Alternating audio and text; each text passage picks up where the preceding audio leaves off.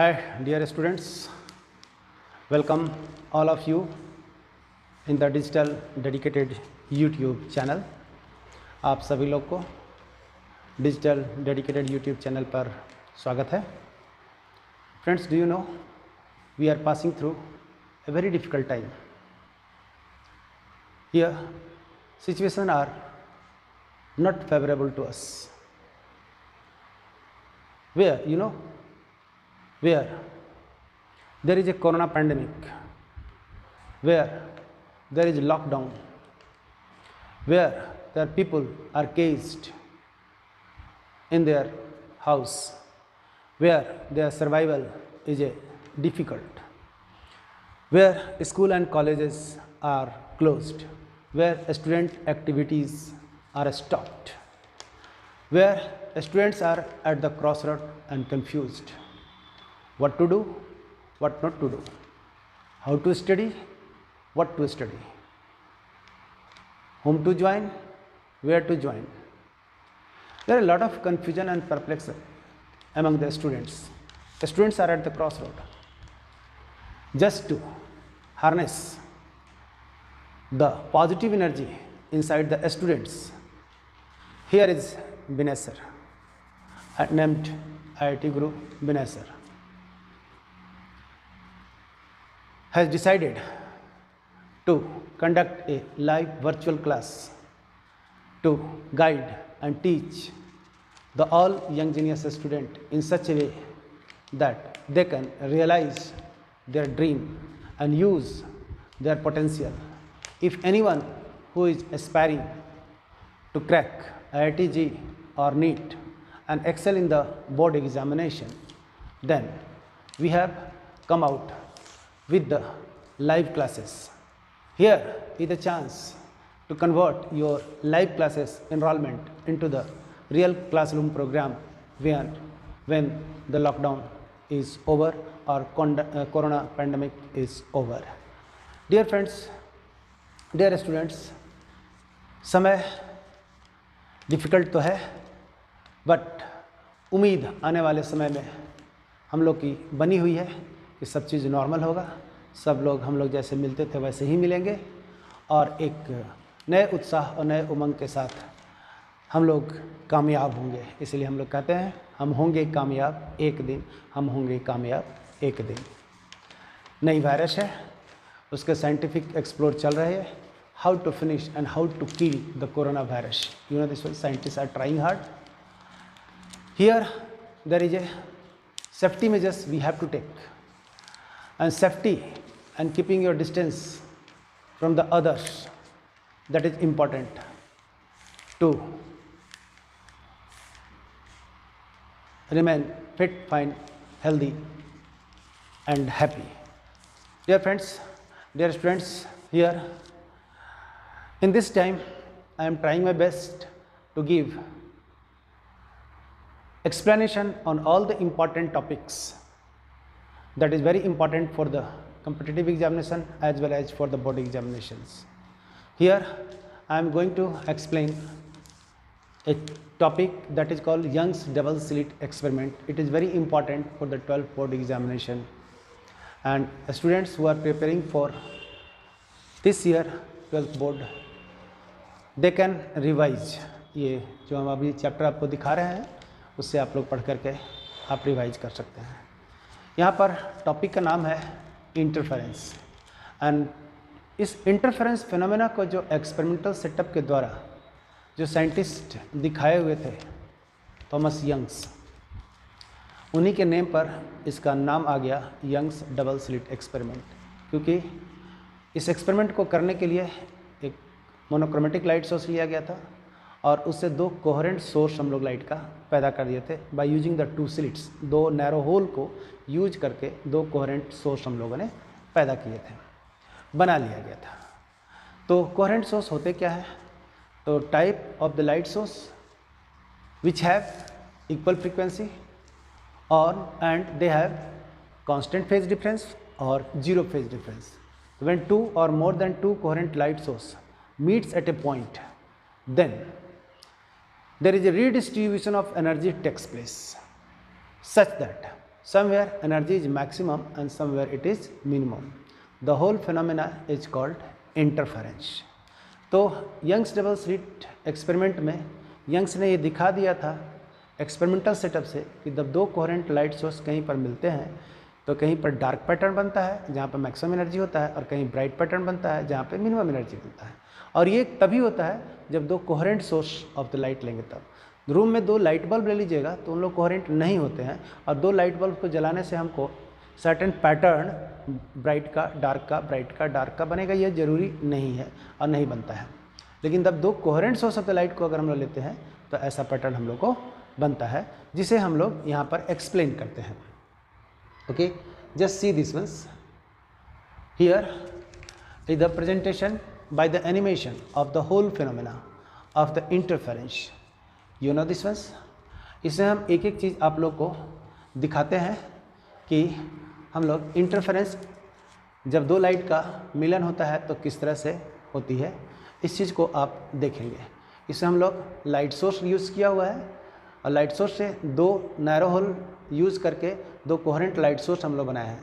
Thomas Young's is the name of the scientist who did this experiments. So in the name of him there is a experimental name. There is a light source and इस light source से हम लोग को देखिए कि हम लोग कैसे दो कोहेरेंट लाइट सोर्स, ये देखो नैरो स्लिट हम लोगों ने दो लिया, इस साइड से हम लोग को लाइट आएगा और इधर से जो लाइट निकलेगा तो हम लोग को दो कोहेरेंट सोर्स का निर्माण हो गया। Here is the bulb light, यहाँ से एक वेवफ्रंट आया लाइट का, लाइट क्या आया दो स्लिट पे पड़ा और दो स्लिट से हम लोग दो लाइट का सोर्स पैदा हो गया। There are two coherent source that is set up and two coherent source अगर ये किसी पॉइंट पर हम लोग को मिलेंगे ना, टू कोहेरेंट सोर्स में फ्रीक्वेंसी बराबर होना जरूरी है एंड फेज कांस्टेंट हो सकते हैं या फेज डिफरेंस का मान 0 हो सकता है। तो आप इसको थोड़ी सी आप एनिमेटेड पैटर्न को आप देखेंगे तो समझिएगा कि ये आपको कहीं ब्राइट और कहीं डार्क, कहीं ब्राइट कहीं डार्क, इस तरह का पैटर्न बनता है जिसको कि हम लोग फिजिक्स की भाषा में कहते हैं जेब्रा पैटर्न। जेब्रा देखे हैं ना जानवर, जिसको ब्राइट होते हैं डार्क होते हैं वाइट होते हैं, ब्लैक होते हैं वाइट होता है ब्लैक होता है, इस तरह का एनर्जी का डिस्ट्रीब्यूशन होते हैं। इस डिस्ट्रीब्यूशन को हम लोग इंटरफेरेंस कहते हैं। इस डिस्ट्रीब्यूशन में अगर दो coherent source of the light same phase में हम लोग को मिलेगा किसी पॉइंट पे तो ब्राइट पैटर्न मिलेगा। देख लीजिए सेम फेज में और सेम फेज में मिले तो हम लोग को ब्राइट पैटर्न, जहाँ पर एनर्जी और एम्पलीट्यूड का मान ज़्यादा होंगे, इंटेंसिटी का मान ज़्यादा होगा। अगर दो coherent source of the light opposite phase में मिलेंगे तो अपोजिट फेज में मिलने के बाद डिस्ट्रक्टिव इंटरफेरेंस होता है या एनर्जी का मान सबसे कम होगा और जहाँ एनर्जी नहीं होगा वहाँ पर हम लोग को डार्क पैटर्न मिल जाता है। इसको इंटेंसिटी हम लोग 0 कह देते हैं, एम्पलीट्यूड वैल्यू 0 कह देते हैं। कब? जब दोनों कोहेरेंट सोर्स का एम्पलीट्यूड इक्वल होंगे तब। अगर इक्वल नहीं होंगे तो रिलेटिव डार्क और रिलेटिव ब्राइट की हम लोग बात कर देते हैं। तो हमारे पास इंटरफेरेंस पैटर्न के बारे में टोटलिटी में हम लोग एक बार फिर से समझ लेते हैं इसको। देख लीजिए कि ये पैटर्न हम लोग को क्या कहता है। तो इसमें हम लोग का क्या है, एक मोनोक्रोमेटिक सोर्स ऑफ लाइट लेंगे, इससे दो कोहेरेंट सोर्स ड्राइव कर लेते हैं और दो कोहेरेंट से लाइट जब किसी पॉइंट पर चल करके मिलता है तो हम लोग को एनर्जी का रीडिस्ट्रीब्यूशन होता है इस तरह के कि कहीं पर लाइट, कहीं पर ब्राइट पैटर्न बनेगा, कहीं पर डार्क पैटर्न बनेगा, कहीं पर ब्राइट बनेगा, कहीं पर डार्क बनेगा। ये देखिएगा to narrow slits S1 and S2 एक स्मॉल डिस्टेंस D पे रखे हुए हैं और इस नैरो स्लिट से हम लोग एक कैपिटल D डिस्टेंस पर एक हम लोगों ने स्क्रीन ले लिया है जिसके ऊपर कि हम सारा पैटर्न लेंगे। ये जो गोल्डन कलर से लाइट हमने दिखाया हुआ है पॉइंट O पर मिला हुआ है, यहाँ पर कोई पाथ में डिफरेंस है नहीं और पाथ में डिफरेंस नहीं है तो फेज में डिफरेंस नहीं होगा और फेज में जब डिफरेंस नहीं होता तो दोनों वेव सेम फेज में मिलेंगे तो कंस्ट्रक्टिव इंटरफेरेंस होगा, इसीलिए यहाँ पर ब्राइट पैटर्न दिखा दिया गया है। अगर हम लोग एक दूसरा भी पैटर्न लेते हैं कि दो वेव्स यहाँ से S1 से P तक गया, S1 से P तक गया, अगर P पॉइंट पर जो दोनों वेव मिला दोनों के फेज दोनों में पाथ डिफरेंस का अंदर अगर वेवलेंथ के मल्टीपल में रहेगा लैम्डा, 2 लैम्डा, 3 लैम्डा, 4 लैम्डा, तो हम लोग को यहाँ पर भी ब्राइट फ्रिंज पैटर्न ही मिलेगा। मतलब कहीं ब्राइट फ्रिंज पैटर्न मिलता है तो दो कोहेरेंट सोर्स जो चल रहे हैं दोनों के पाथ डिफरेंस का अंतर लैम्डा के मल्टीपल, इंटीग्रल मल्टीपल के रूप में होगा तो हम लोग को ब्राइट पैटर्न मिलेगा। अगर odd multiple of lambda by 2 के टर्म में होगा तो डार्क पैटर्न मिलेगा। मतलब ये कहने का मतलब है कि दो कोहेरेंट सोर्स के बीच का path difference lambda by 2, 3 lambda by 2, 5 lambda by 2 या हम लोग कहेंगे odd multiple of lambda by 2 के टर्म में रहेगा तो वहाँ जो लाइट दोनों coherent source of the light मिलेंगे वो अपोजिट फेज में मिलेंगे और अपोजिट फेज में मिलेंगे तो वहाँ पर हम लोगों को ये डिस्ट्रक्टिव इंटरफेरेंस और डार्क फ्रिंज पैटर्न मिलते हैं। अब इसी चीज़ को हम लोग एक्सपेरिमेंटल वेरिफिकेशन, एक्सपेरिमेंटल सेटअप के साथ में हम लोग दिखाते हैं कि आपको बोर्ड में कैसे लिखना है। करेक्ट है? तो बोर्ड में लिखने के लिए हमारे पास ये देखिए तरीके आएंगे। आगे बढ़ते हैं तो ये हम लोग के पास में आगे बढ़िए। सी हमारे पास नाम है टॉपिक का यंग्स डबल स्लिट एक्सपेरिमेंट ना, YDSE सेटअप के बारे में बात करते हैं। ये देखिए, ये आपको सेटअप दिखाना है। Here is the light source, see this one, this is the light source. यहाँ से हम लोग को लाइट का वेव पैटर्न मिला, इसको हम लोग वेव फ्रंट कहते हैं। ये वेव फ्रंट ये दो नैरो स्लिट पे टकराएगा तो बाकी सब लाइट का एनर्जी रुक जाएगा, सिर्फ यहाँ से थोड़ा सा लाइट पास करेगा तो यहाँ से नया एक वेव क्रिएट होगा और यहाँ से भी एक नया वेव क्रिएट होगा। And this two waves, this is first coherent source, this is second coherent source. When they will meet at the certain point, when they will meet at the certain points, then the redistribution of energy takes place in such a way that at the certain point energy is maximum, then constructive interference takes place and bright fringe pattern is formed. And when the path difference between the two waves is equal to the odd multiple of lambda by 2, that is lambda by 2 के odd multiple के रूप में होगा, तो दो wave जो मिलेंगे opposite phase में मिलेंगे और वहाँ पर हम लोग को डार्क फ्रिंज पैटर्न बनेगा। और डार्क फ्रिंज पैटर्न बनने से कहने का मतलब वहाँ पर एनर्जी का मान 0 मिलेगा। तो ये हमारे पास एक्सपेरिमेंटल सेटअप है। Small D with the distance between the two narrow slits, capital D with the distance between the screen at which we will observe, screen at which will observe the interference pattern and from the narrow slits. S1P है ये first path of the, ये देखिए S1P with the path of the first coherent source and S2 with the path of the second coherent source of the light and they are meeting at the point P. P point can be bright, can be dark, then totally depending कि दोनों के बीच का path difference क्या है। मतलब S2P minus S1P का path difference अगर हम लोग निकाल लेंगे तो वो पाथ डिफरेंस अगर n लैम्डा के बराबर हो जाएगा तो हम लोग का कंस्ट्रक्टिव इंटरफ्रेंस पैटर्न, और ये जो पाथ डिफरेंस S2T के बराबर आ रहा है, अगर ये हम लोग को 2n-1 lambda by 2 that is odd multiple of lambda by 2 के बराबर हो जाएगा तो हम लोग को डिस्ट्रक्टिव इंटरफेरेंस या डार्क फ्रिंज पैटर्न हम लोग को मिलता है। आप इसमें एक्सपेरिमेंटल सेटअप में देखिए तो टोटल लंबाई d था, यहाँ से कैपिटल D है, हम लोग O पॉइंट सेंटर से लेकर P तक की दूरी निकालना होगा। तो ये डिस्टेंस आपका देखिए d है और O से जो पॉइंट P तक का है फ्रिंज पैटर्न कैमा बना हुआ है, तो हम let n be the position of the fringe, nth fringe pattern. First है, सेकंड है, थर्ड है, वी डोंट नो इस one, so let nth be the fringe pattern. It may be dark, it may be bright, depending on कि what condition we will put. तो हमारे पास ये value है, यहाँ सेंटर से लेकर के पॉइंट P तक का फ्रिंज का डिस्टेंस को हम लोग xn दे दिए हुए हैं।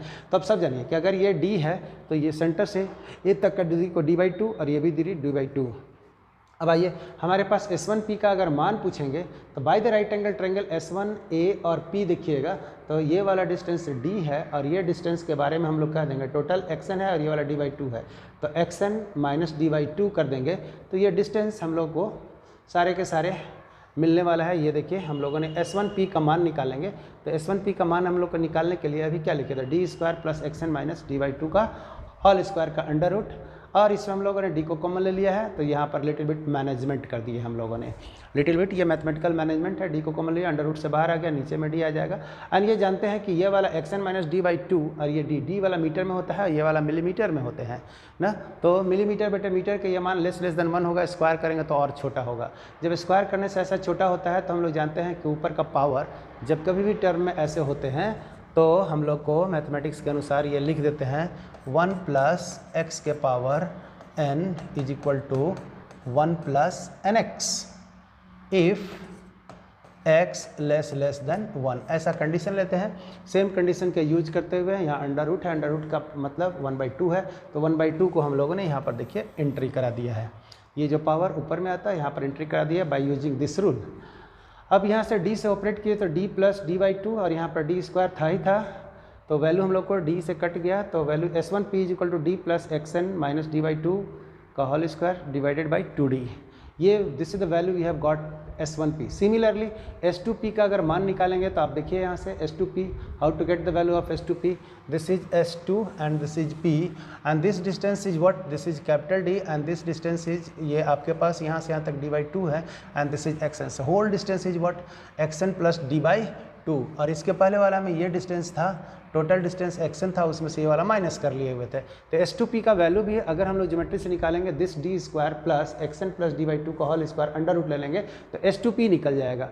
और ये S2P अगर हम लोग को निकल गया हुआ है, then similarly we can write like this here, ये देखिए d square plus xn plus d/2 का whole square, this is very very small and this is very very large. तो हम लोग यहाँ पर रेशियो फार्मूला अगर लागू कर देंगे तो सिमिलर अगर यूज करेंगे ऊपर वाला calculation, then d plus xn d/2 का whole square divide by 2d, we will take this one, then we have got the two path length S1P and S2P, then path difference between the two interfering waves S2P minus S1P, and based on this path difference type of the pattern whether it is bright or whether it is dark can be decided। दोस्तों थोड़ी सी fast हो रही है but ये this is revision, and revision है तो थोड़ा सा फास्ट तो करना पड़ेगा। तो आप लोग पढ़े हुए भी हैं, कहीं कोई टेंशन नहीं है, आप इसको देख लीजिए। तो S2P और S1P geometrically we have to find it, that is important for us। तो geometrically we have got this the value S2P and this the value S1P। अगर इसको हम लोगों ने ब्रैकेट को हटा देंगे, माइनस साइन यहाँ प्रिवेल कर जाएगा, डी कट गया, then this is the value S2P minus S1P 1/2d, take the 2d term common, xn d/2 whole square minus xn minus d/2 whole square। if we expand it, then expansion करने के बाद we will get this one d/2 xn, ये सब cut गए हैं, ये सब cut गए हैं। तो वैल्यू हमारे पास क्या किया है, a square minus b square, a minus b, दो पान कर दिया, a plus b, a minus b, this is a square minus b square के फॉर्मूला से हमने तोड़ दिया हुआ है।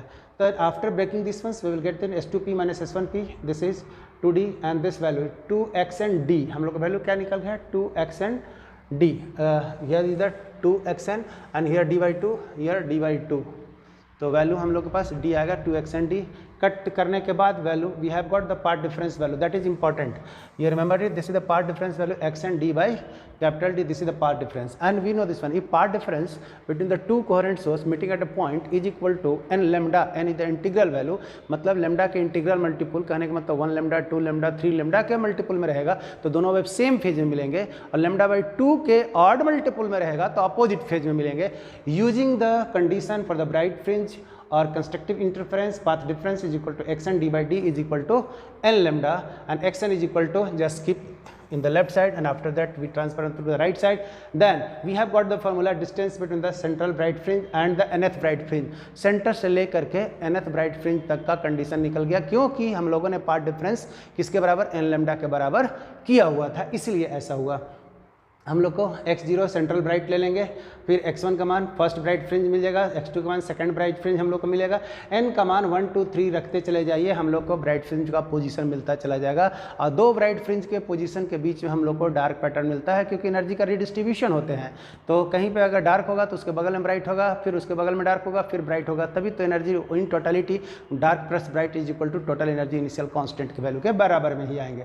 Fringe width distance between the two consecutive fringe pattern को हम लोग फ्रिंज विथ कहते हैं। तो मान लीजिए कि n प्लस 1th फ्रिंज और nth फ्रिंज के बीच का डिफरेंस ले लेंगे, तो n plus 1th fringe pattern is n plus 1 lambda d/d, और n लैम्डा d/d कट कर लिया तो हम लोग को fringe width we have got this once lambda d/d, lambda d/d, d capital D is constant, small d is constant for the given light that is monochromatic, then it is constant. So in this interference pattern fringe width is constant, first dark fringe, second dark fringe, third dark fringe या 10th या 21th, आपको कोई भी dark fringe के बारे में बोलेगा what is the fringe width, that it is constant and that is given by lambda d/d। Dark fringe destructive interference pattern, dark fringe it means destructive interference when the path difference, जब दो S1P और S2P जो path difference है वो path difference के बीच का मान odd multiple of lambda by 2 हो जाए, लैम्डा बाई 2 होवे या 3 lambda by 2, 5 lambda by 2, 7 lambda by 2, इस तरह से odd multiple of lambda by 2 हो जाएगा, then will get the dark fringe pattern, and for the different value first dark fringe pattern is equal to 1, that is lambda d/d, lambda by 2 लेना है, यहाँ 3 lambda by 2, इस तरह से 2 3 रखते चले जाइएगा तो will get the different position of the dark fringe pattern on the screen। then sometimes here we are asked to find the fringed width of the dark fringe pattern, then still we will get this one's xn minus 1, yeah, or we can say xn plus 1 minus xn, whatever the rule will apply, 2n minus 1 lambda by 2 d/2, और यहाँ n के जगह पे n minus 1 रख दीजिए, if we'll cut it then we'll get the value overall, देख लीजिए lambda by 2 d/d, here इधर 2 term will get it, cut करेगा तो value is this, it means हमारे पास क्या मिल गया, width of the bright fringe and width of the dark fringe are equal, are equal in this interference pattern. In Young's double shifting of the fringe pattern when diffract medium is put in the path of the interfering waves. ये this is for the IITG.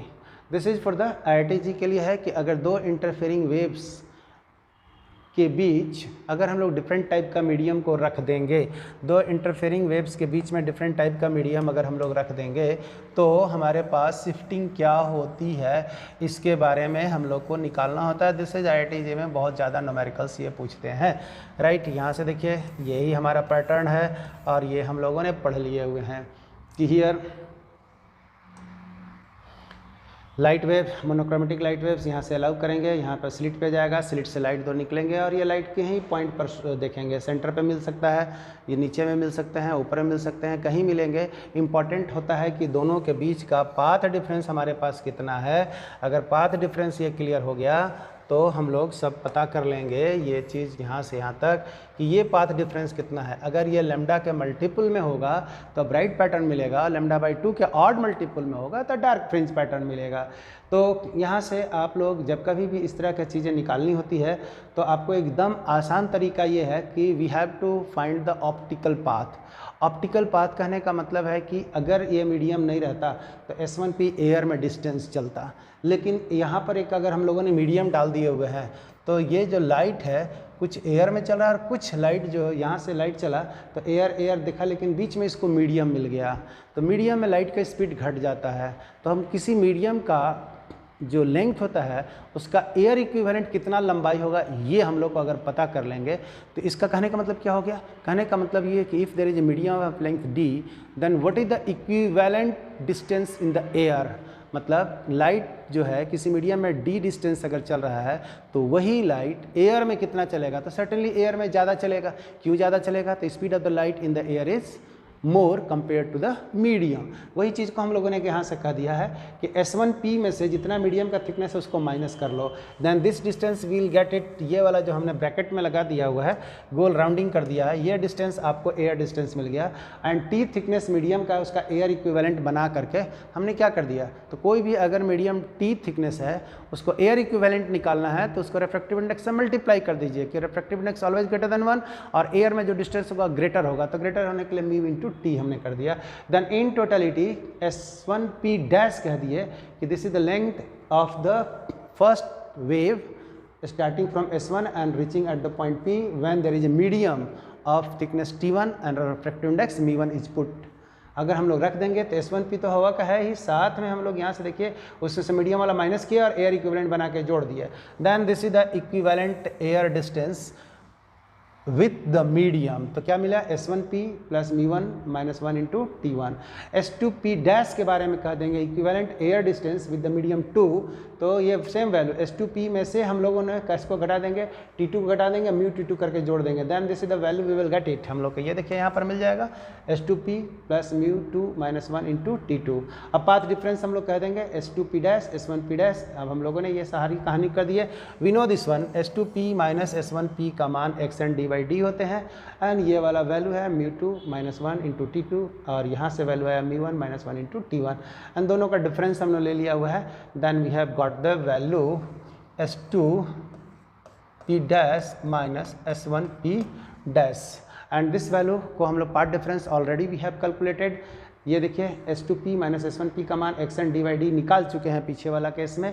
तो ये total path difference अगर n lambda के बराबर होगा तो bright pattern हो जाएगा और 2m माइनस 1 इंटू λ/2 के बराबर होगा तो हमारे पास डार्क के लिए। तो ये पैटर्न xn का मान निकालेंगे d/2 n लैम्डा और ये कि ये वाला वैल्यू आ गया तो this is the shifting, this is the shifting. ये पहले हम लोग निकाले हुए थे, ये हम लोग का शिफ्टिंग मिल गया। इस तरह से हम लोग IITG का प्रॉब्लम को टेकल करते हैं कि व्हाट इज द शिफ्टिंग। और अगर कोई शिफ्टिंग नहीं हो तो हम लोग कह देंगे फर्स्ट के कारण जो शिफ्टिंग होगा सेकंड वाला अगर कैंसिल कर देगा तो कोई फ्रिंज पैटर्न में शिफ्टिंग होगा ही नहीं। तो बहुत सारे ये IITG के प्रॉब्लम हम लोग इसके ऊपर में बनते रहते हैं। तो इसका मेन कॉन्सेप्ट यही है कि अगर एयर डिस्टेंस दिया है it is well and good, if air distance के साथ में अनदर मीडियम डाला हुआ है तो हम लोग क्या कर देंगे, पहले एयर डिस्टेंस मीडियम को हटा के निकाल लेंगे और मीडियम के करस्पॉन्डिंग एयर डिस्टेंस जोड़ देंगे, देन इक्विवेलेंट एयर डिस्टेंस निकाल लेना है। This is the concept. Okay, thank you very much. I suppose कि this topic will be clear to all of